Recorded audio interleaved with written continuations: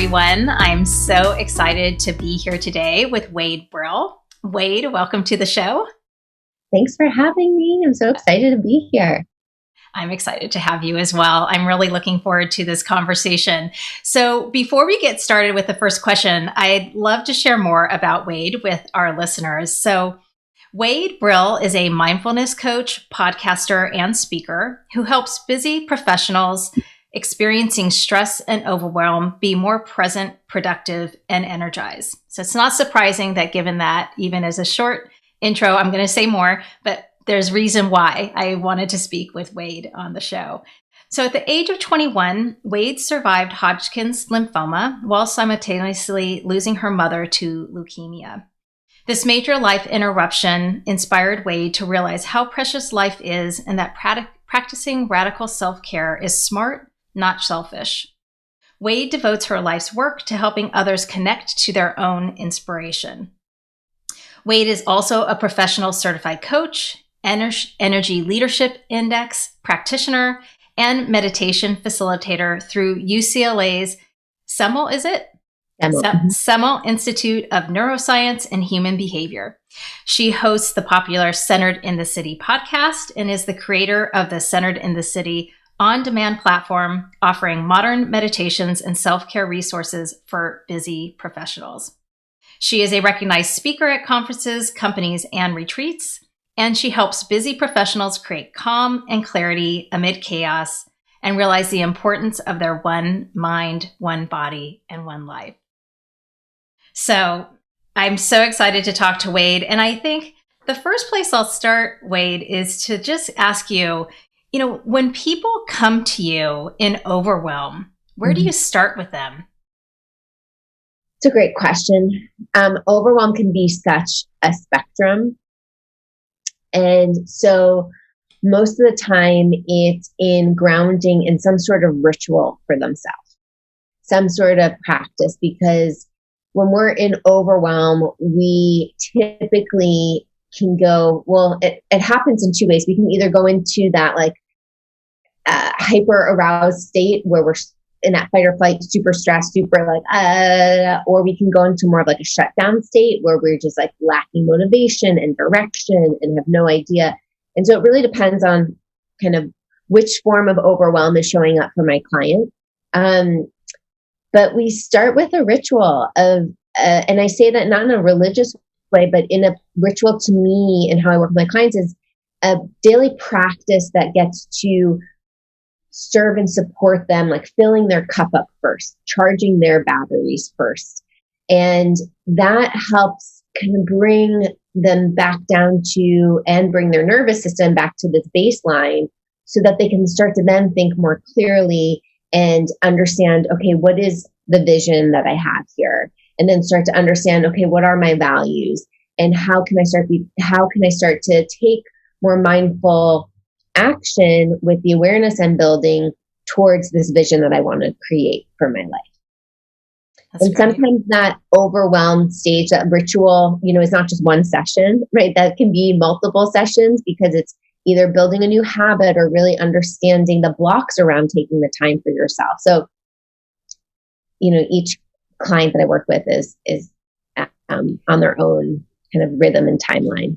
Yeah, I appreciate what you're sharing, which is first that overwhelm can show up and look different for different people. I'm curious, would you be able to share just a couple of examples of rituals and what that looks like for folks or what you might recommend? Yeah. So, personally, my morning ritual is my meditation practice. I have a morning meditation practice and it varies in length, but it is this commitment that I'm going to take at least 1 minute. Typically it's 1 to 20 minutes that I find just sitting on my meditation pillow. And again, you don't have to have a pillow, and taking that time to connect to self, to calm my own nervous system, to kind of help all of the, that image of snow globe, right? When the snow is kind of all fluttered up, just to help everything kind of settle. Because in the morning, I notice I get very activated and get already that feeling of, I need to be doing more. I need to jump into stuff. And And so help everything settle so I can have a little bit more clarity. And then other things can be added on to my morning routine, but that is like a daily ritual that's like, I notice when I don't have that. For other clients that I've worked with, it could be like a morning walk. It could be just putting out their like yoga mat and doing 5 minutes of stretching in the morning. It could be for some clients have like put on a certain playlist and just allow themselves to like move and be in that playlist, whether it's headphones on or, they're by themselves in their own bedroom or their living room. But really it's just that, or some clients have like a reading practice where, they wake up and they notice like reading has been something they wanted to do for themselves and they can't fit it in their day. So it's, taking maybe 5 minutes to read one chapter or, just spending 10 minutes reading a chapter. Some clients is journaling, so we kind of explore all the different practices, and I'm very much passionate about not telling my clients what to do. I think there's this space especially in the entrepreneurial world, which my clients typically aren't, but you hear like all about the miracle morning, which is great, but like, this is what you need to be doing in your morning. These are your staples that you have to be doing. And I'm very much anti about that. I'm there to support my clients tap into their own wisdom of what actually like would feel nourishing. And just for them to ask themselves that is like where the power is, so that they can then be empowered of like, oh yeah, I can like charge my batteries. I can fill my cup. That's great. I love that visual of the snow globe and getting shaken up, and then like those, the settling of the snow. And I'm curious, like many of the things that you mentioned, and you talked about the nervous system and calming things down, and it really relates to this idea of energy management. I'm curious if you can say a little bit more about that. Yeah. So I'm certified in something called, Energy Leadership Index Assessment. And it's a scale, it's a really helpful scale from levels of energy 1 through 7 for us to understand how we're energetically like showing up. From level 1 is all about like, woe is me. Level 2 is anger. Level 3 is more about, I only care about me winning. You can win too, but I only care about me winning. Level 4 is all about service, right? How can I be of service?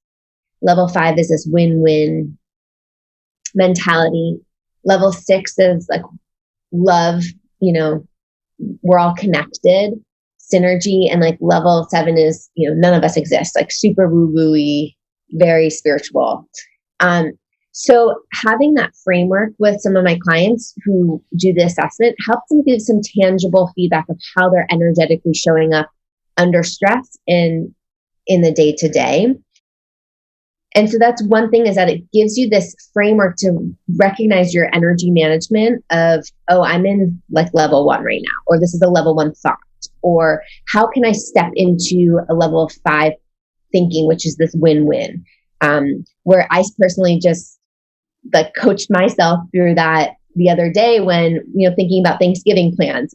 I was like, okay, what's the level 5 thought? What's the win-win here? Because I'm totally in the like, woe is me. This is not Thanksgiving's not going to look like what it's supposed to look like conversation. So that is a tool I use from a very like analytical perspective with energy management. And then I also support my clients through energy management through their nervous system, and them understanding and gaining the physical body awareness of what stress and overwhelm and burnout feel like in their bodies. And I say their bodies because our bodies have so much knowledge and wisdom, and they know what's like truth with a capital T, without our minds making up all the bullshit or the stories or the whatever from our interpretations. And so when we can read our bodies, it becomes like this thermometer to help us understand, am I in a hyper aroused state? Am I feeling that like stress, overwhelm? What can I do to manage myself? to come back to more of a calm, clear-headed, connected state? Or am I in this hypo-aroused state where I'm in this despair? And so just being able to sense into the body to help regulate is also a really powerful entry point. So it sounds like, and I experience this too, where I think our body knows before our mind knows, right? Before we have that real rational thought, as you said. And I love that you are playing with both that rational side, but you also have that really feeling side and emotional side. I'm curious with your clients like that may have, I don't know if you have some clients that may have some resistance to like, you're asking me to get into my body. I don't know what that feels like. How do you get them aware of kind of starting to listen to their body for information? Yes, great question. And I definitely do have some clients that are, more in the tech space or engineers. And so just, it's a different, side of the brain that we're working on connecting with. And just because it's not natural or normal, like their first impulse should go there, doesn't mean they can't still tap into it. It's just a muscle that we continue to build. So it's about holding space, and that's where mindfulness comes in. That's where the practice of mindfulness, mindfulness, the definition I use is being present in the moment to moment with a kind and curious quality. And so can we turn that lens inwards just to notice like what's here? Notice the thoughts, notice the physical sensations, notice if there are emotions that are coming up. And I have some clients have a really hard time being able to label emotions, which makes sense because, we're typically not taught how to label our emotions. They have a hard time being able to, they'll say things like, yeah, I feel good. And instead of get a little more detailed, like, oh, I feel warmth, or I feel, so it just takes practice, but, just continuing to like hold that curious space for them and also to not force it. That's why I kind of have different entry levels for people, because people are going to connect to this material differently. Yeah, I can imagine you starting in one space and then gradually working them towards and deepening a practice around that. That sounds, I could see that really making sense for people. You mentioned burnout, and I was curious to hear a little bit more about your experience with what does burnout look like? Almost like what are the signs people should be looking out for? So I think it can depend. If we had this conversation pre-pandemic, this idea of burnout, what I was seeing from a lot of my clients was the sense of just like overworking, not setting boundaries, not knowing how to take time for themselves, or like working a lot, but not feeling the connection of the meaning into their work, not having that fuel them. And that's definitely still true post pandemic in these current times we're in. But the different form of burnout I'm seeing is just like people are at capacity. Like we have had, am I allowed to curse? Sure. We've had a lot of shit going on, and 2020 has been heavy. And I think people are physically, from a human perspective, just at capacity of how much more trauma and stress and uncertainty do they need to navigate, even if their household has been healthy and everybody's had a job, right? And that's a select group of people who have been privileged in that. And then there are people who have lost their job, who are facing racial discrimination, who are, having to deal with childcare or be working full time and managing remote learning. They're just so swamped that is, I think, the new kind of burnout. And so it's like, how can people just survive, right? The idea of thriving right now is kind of a joke, right? It's just like, how can we survive in an easeful way? How can we add just a little bit more ease so that people can feel like they can breathe as they're just taking it moment by moment. And that's kind of the burnout, and the symptoms are, exhaustion, like lacking the motivation, that sense of overwhelm.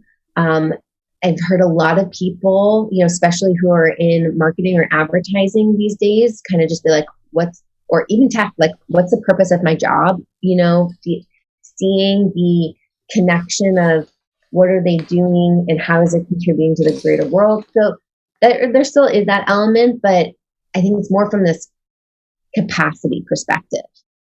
Right now. Yeah, it's so interesting. I mean, what you're describing is that it's really acute right now. And I'm curious in that, where do you start when it's that acute? Like, how do you advise people to find that little bit of ease, that opening to, start to decrease that feeling of overwhelm? I mean, you started, sorry to interject, Wade. You started by saying start first with a ritual. So I want to acknowledge that you started us there at the beginning, but like, kind of, where do you go from there? Well, I think it's building it in, right? Building in those moments. When I facilitate workshops, like for corporations, for instance,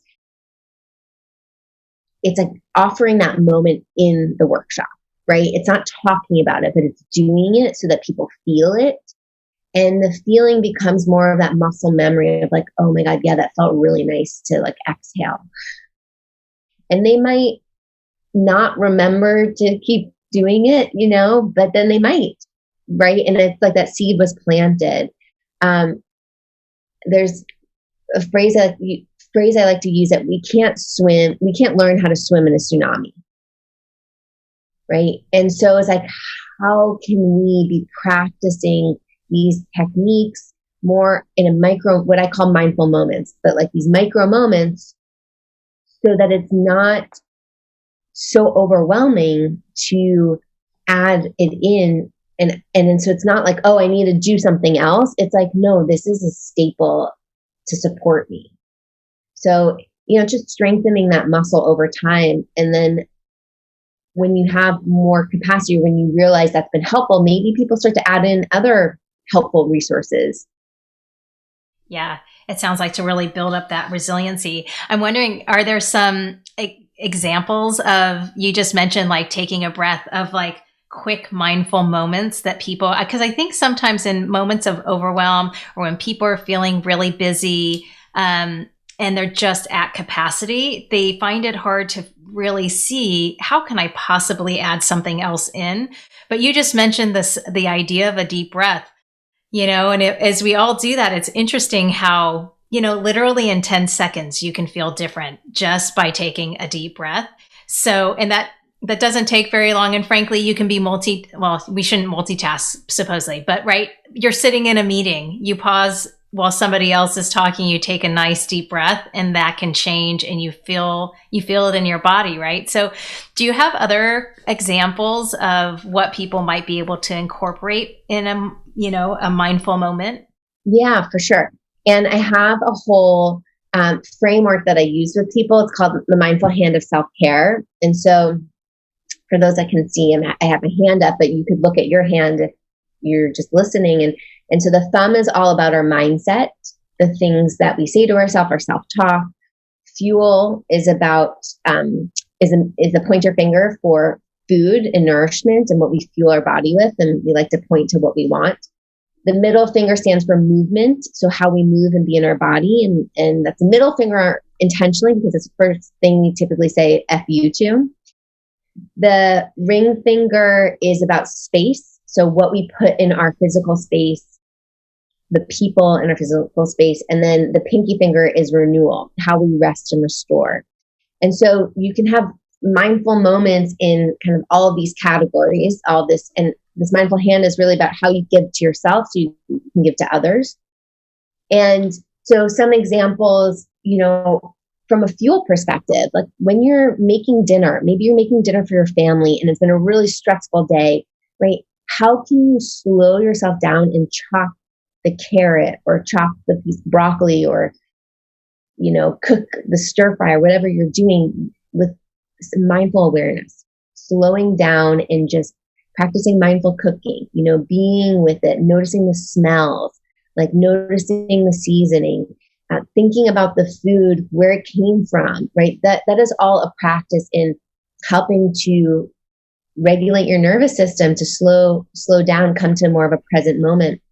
Same thing could be for making coffee in the morning, right? Using that as your ritual or using that as your mindful moment.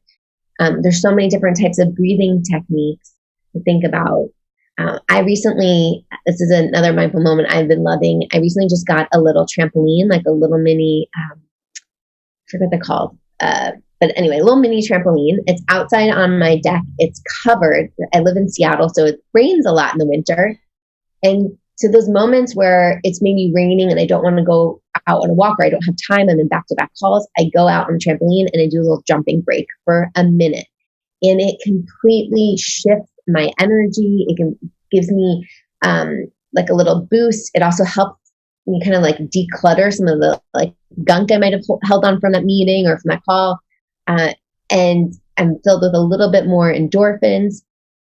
So that's another one. Another one is like hugging people.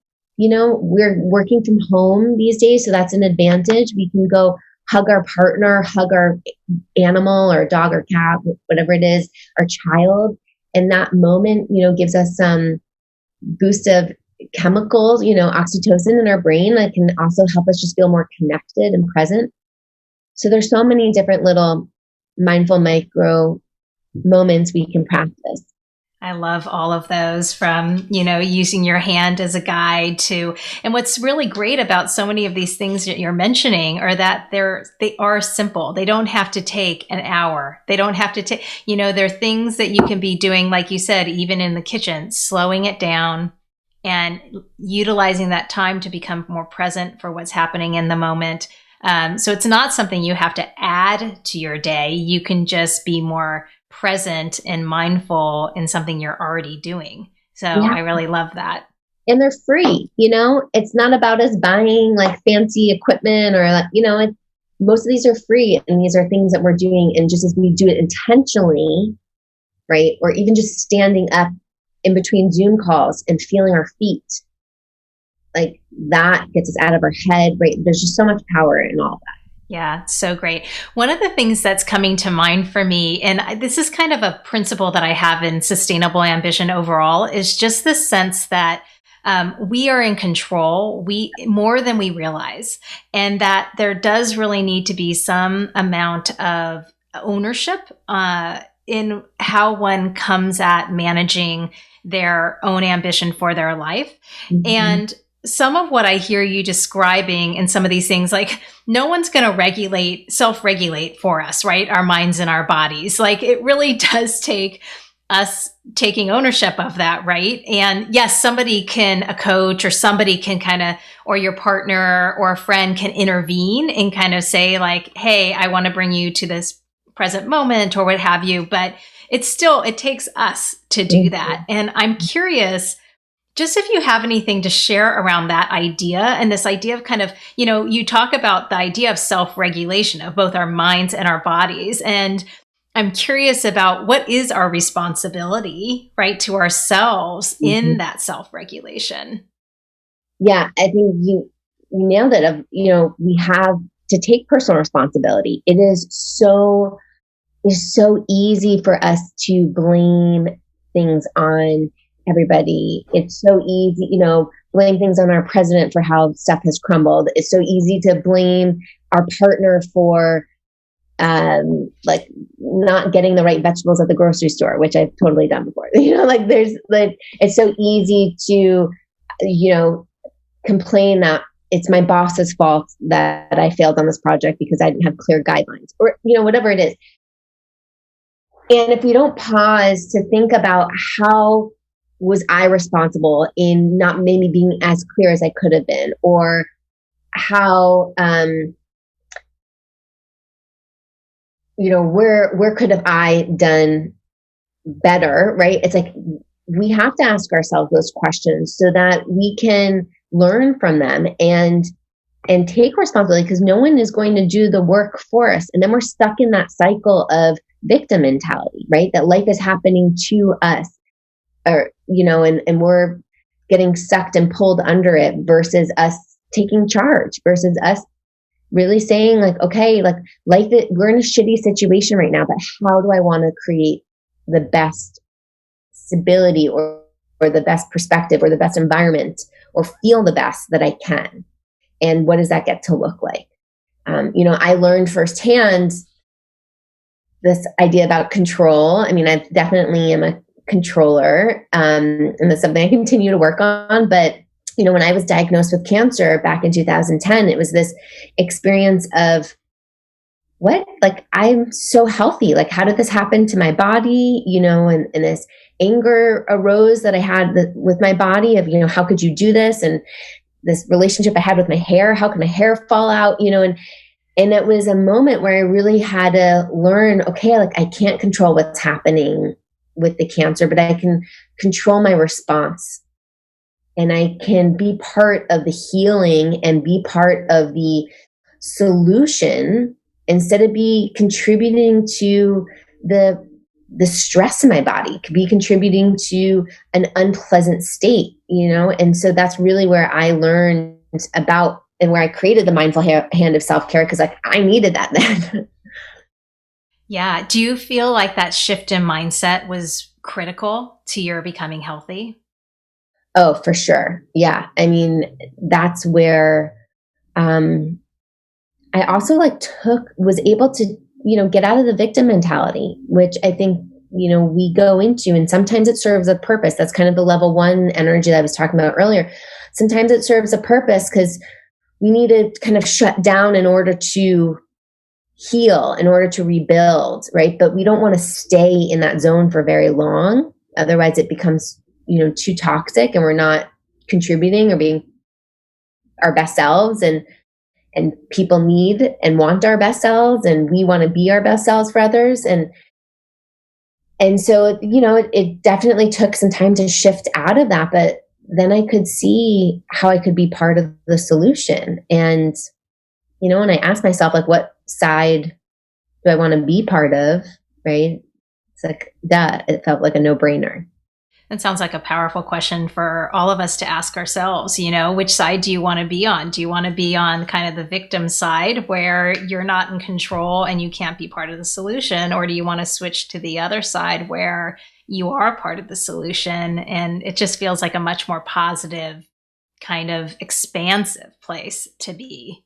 Yeah. And I think that ties back to our values. It's like helping us understand what values of ours do we want to honor, do we want to live into? And, what does it look like for us to ignore that value, or what does it look like for us to step into that? Yeah, that's great.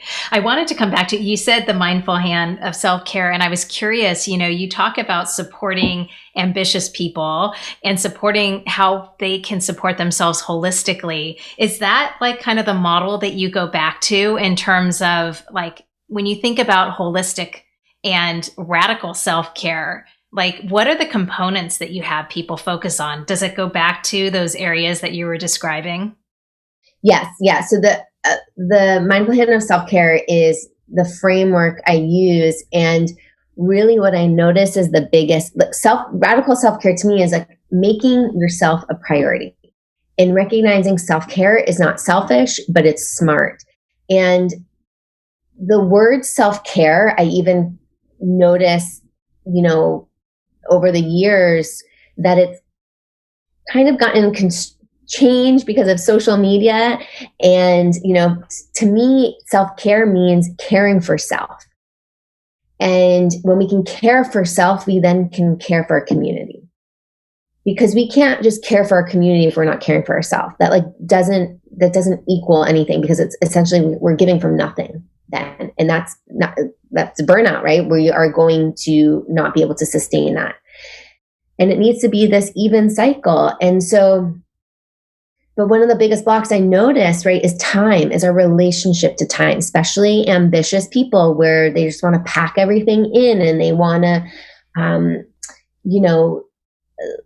like, add more to your plate and they don't know when to say yes and when to say no. And right. And so time becomes, I think, one of the biggest blocks to work through, and for people to start to feel and be able to determine for themselves, what is nourishing me? Like, what is a hell yeah, and what is depleting me? What is a no? And for people to, again, use their body as that barometer versus it being their mind, because our mind can just go wild. So we come back to the framework of the mindful hand of self-care. We work through a lot of different, thinking traps that the mind makes up around limiting beliefs, around taking time for yourself, around taking breaks, around being able to ask for what you want or setting boundaries. Yeah, that's great. I mean, I'd love to hear you. Can you say a little bit more about people's relationship to time and why that's such a challenge? Yeah, well, I'll talk from personal experience around time for a moment. So a little backstory. At the end of my bio, one mind, one body, one life. And that was like a principle that I came to after surviving cancer, right? I have one life, one body, and one mind. And how do I want to be treating and taking care of them? And before, I was diagnosed when I was 21 with cancer. And so before I, was in college and I grew up in a family, my mom, who passed away the same year I was diagnosed with cancer, she had been battling leukemia for about 10 years. And so I always knew the preciousness of life, right? That was right in my face. But once I personally was going through my own cancer battle, it hit me on a completely different level. And then losing my mom 3 months later after I started chemo was a whole other piece of life is short. So let's not F around doing what doesn't matter to us, right? Let's really take time to care for ourselves and do what we care about. And so I learned how precious time is. And because I felt like time was so precious, sometimes that made me want to speed up, do things faster, put more pressure on myself to get it done, because who knows what's going to happen tomorrow, what's going to happen next day. And that wasn't sustainable. That was that pressure I was putting on myself was taking away energy from me being able to be present in the moment. And so through my own healing, through my own work, through coaching myself, through working with therapists and coaches myself, because, I walk the talk too, and we, was really coming to this place of being able to trust time. Right? The time is going to unfold how it's supposed to. And I say this, the trusting with time, I'm still practicing it. It is still something that I'm stretching into, but trusting timing. So where ambition, right, where that sense of clarity and drive can also meet the perfect timing. A lot of clients, some clients I work with are, in their 30s or even their 40s, and they're looking for their partner. They haven't found their partner yet. And that sense of time, is creating a pressure cooker. And where can they trust the timing will unfold, as long as they're also doing the work, right? It's not like we just get to sit back and let go. So, and then time, is also the sense of we all have 24 hours. We all have the same amount of hours. We all might have different responsibilities and obligations, but we get to choose how we want to use them or how we want to set boundaries around them. It's amazing. If you look at your phone, right, you'll normally get an end of week summation of how much you've spent on your phone or how long you looked at Instagram. And I'm like, holy moly, if I could have those 2 hours back, right, or 3 hours back, or whatever it might be for the average, and realizing wow, I can't use that excuse if I don't have time. It's just such an American culture go-to response. Yeah. Gosh, there was a lot of wisdom in what you just shared. Yeah, sorry, No, that was so great. I mean, just the notion, this idea of trusting time, it's been coming up a lot. And pace is one of the 6 Ps of right effort, and just the importance of pace, the idea of patience. And also, I really love this, like people recognizing we are in choice, right? So important. Before I move on to another area that I wanted to talk to you a little bit about, I'm just curious around this space of what we've been having a conversation around. I'm curious if you ever hear like bad advice or recommendations around this topic and things that people, that you feel like don't work or that people should just kind of be aware of, especially around either busyness or burnout or. I'm trying to think of something specific. What's first coming to mind is we can all, and I say we, and I mean like the cultural we, but like love tools. And I love tools. I am like a tool fiend. I want to constantly be learning, give me this tool for this. Like, what's this life hack, right? What's this? And I think instead of it being about tools, it's more about like frameworks, right? Like what framework is going to work for you is more of a supportive approach, because we can learn, we can read, we can, watch as many YouTube videos or whatever, Instagram live videos or whatever it is about tools. But if we're not practicing and reflecting and thinking about what's going to work for us, then it's not going anywhere. So I think that's the idea of like, are we just consuming, right? Or are we actually in like the reflection, practice, and integration of it? So I guess, I don't know if that fully answers your question, but that sense of, I think when people just create like, here's a long list of things you can do, it might spark people's creativity and like, oh yeah, I didn't think of that, which is awesome. But I think the power and where I really talk about sustainable self-care is that it's coming from you, because you are the wise one of your own life. You are the creator of your own life. And so it's going to work for you. So with like my clients, I'm not there to just tell them, okay, this is what your morning routine is going to look like. And this is what you're going to say to yourself. And this is, it's like, no, I'm helping them connect to their own wisdom to be the guide.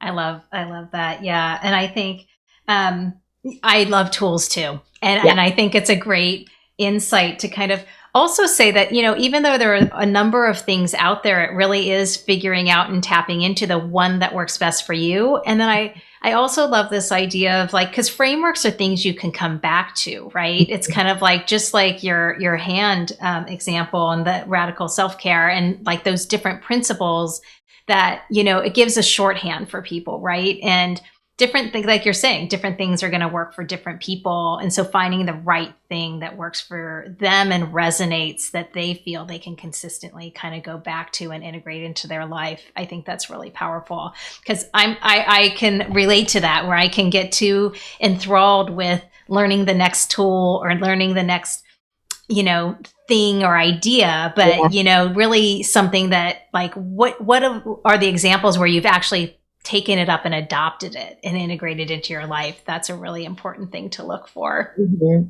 Yeah. Exactly. Yeah. Well, before I kind of close with some kind of rapid fire questions, I wanted to get your perspective. I know you do work with corporate clients, and one of the 6 Ps I outlined for right effort is around place. And yet I think right effort, for one, is the hardest pillar that I've kind of laid out from a sustainable ambition perspective. And then I also think place is the hardest component, because you only have so much control within the places you work. And so we do need companies to help support people in finding sustainable ambition. And, I think that companies need to better support employees in this endeavor to avoid burnout and overwhelm.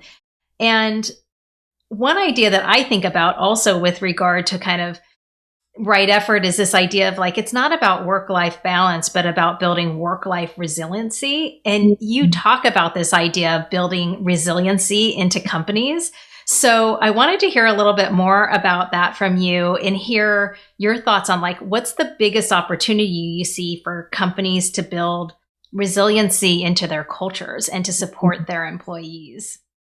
That's such a good question. The first thing that comes to mind is authenticity. Like dropping this facade of, we work in corporate, so like we don't show emotions, and we talk like very robotic kind of feeling. And so it's like dropping that and giving permission for people to feel human, for people to feel held, heard, and seen. Like that to me is what companies should be doing. And they're doing their best. It's obviously really hard when they can't control where people are from a physical location perspective during this day and age. If people are going to put their video on or off, right? Like, I know there's been a lot of discussion around that.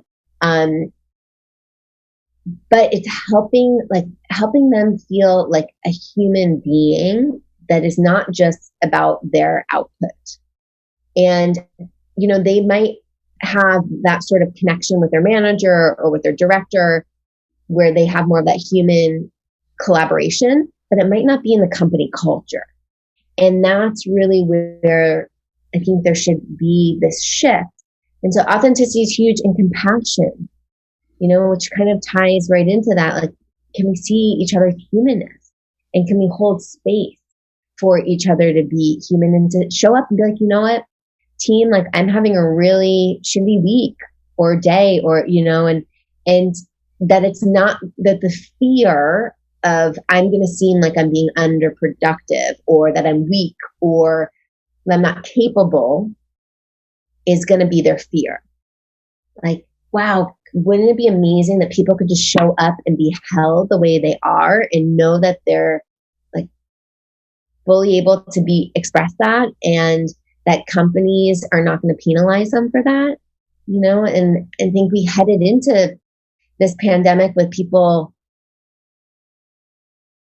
feeling like they had to put their foot right on the gas pedal, right? Everybody had to transition virtually right away. And then there was this fear driving people of, I need to show, like layoffs might be coming. Like I need to show my manager, my boss, that I'm capable and, can work 12 hours. And their people aren't seeing their bosses around, right? The water cooler kind of thing. I was talking to a client who was saying she realizes she's so much more productive working from home than she was in the office. And so now she has all this extra time on her hands, and she then feels guilty for stepping away or doing something else or signing off, even though she's done with her work.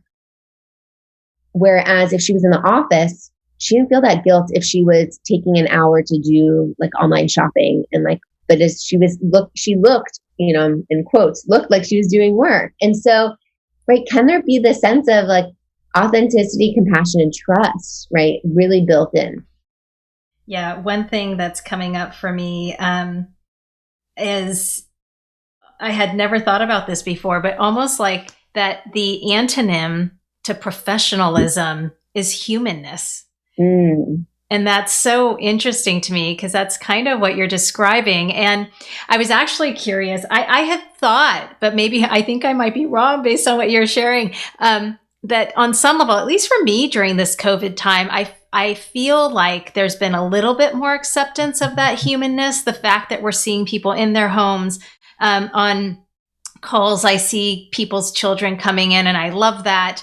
And, I'm wired to kind of like that, or certainly see it being acceptable, and seeing people as we've been talking with some others on the podcast about this idea that, you're not a different person when you walk in the doors of work. You're one human being, and you're a father or a mother at home. You're a father and mother when you're inside the four walls of a company. So, I love this focus on humanness, but just to kind of close on this, do you think it's gotten better during COVID, or do you think it's actually gotten worse? I don't know what the data, would show on that. From speaking to my clients, I think overall there's this sense of acceptance, but there's lacking trust. Like, I think some employees are feeling that they can't fully let down that guard. Like, they fully can't trust the words that their C-suite is telling them because there's still that fear of, like, am I going to be seen as not being productive? Well, if I'm taking more time off, like, maybe I'm going to be the one like people are afraid people aren't taking time off, right? So that's kind of also telling us something that they're not feeling fully comfortable to fully step away. Yeah. Yeah. I hear so that. I think there's that sense of like, oh yeah, show us your dog, or like, yeah, let your kid come in. But, so there's still more to work out there. Some background noise. Yeah. To how is this interpreted and how is this seen? Yeah. Mm-hmm. Yeah. Well, thanks for that perspective, Wade. Yeah. I'd love to close with just some rapid fire questions. So I won't respond. I'll just kind of move from question to question. Okay. No pressure at all. The first one, just how do you define success for yourself? Ooh, good question. Success is a feeling of, like, I feel lit up. I feel in the flow state. I feel really supported. I feel purposeful. I'm doing meaningful work. I'm getting the feedback that's meaningful. And really that, combination of, like, I feel my reach. I'm reaching the people, like having a wide enough reach. And I'm able to, maintain the lifestyle that's important to me. What's the best life advice you ever received? The first thing that comes to mind, my mom, when I was really young, she was putting me to sleep and I think I was having a hard time going to sleep. And she said, or I was telling her about like an issue at school or something. And she said, don't let your monkey mind take control. And that was the first time I learned about the monkey mind until, fast forward, it's in a lot of my mindfulness teachings and some Buddhist work. But for those listening, monkey mind is, this idea that we have monkeys jumping around in our minds, creating noise and havoc and creating all this anxiety of what we think is going to happen. Or so it's like learning to not listen to those. What advice would you give your 20-year-old self? It kind of brings a little bit of like tears to my eyes because that was a hard time in my life with my mom being sick, but to play more. I feel like my 30s have been more about play than my 20s were, because my 20s were more about like surviving. So if I could have played more. It's a great reminder for all of us. What's your best time-saving or productivity tip?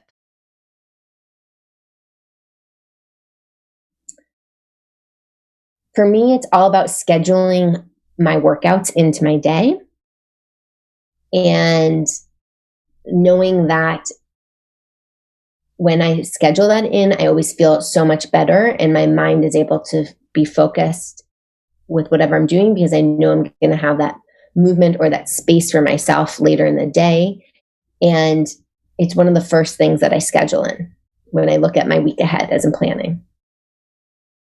How do you like to take a break or pause? Might be the same answer. You're exercising. Yeah, some sort of walk, like definitely, especially in COVID times, just getting outside fresh air is life-saving. What's one thing you can't live without?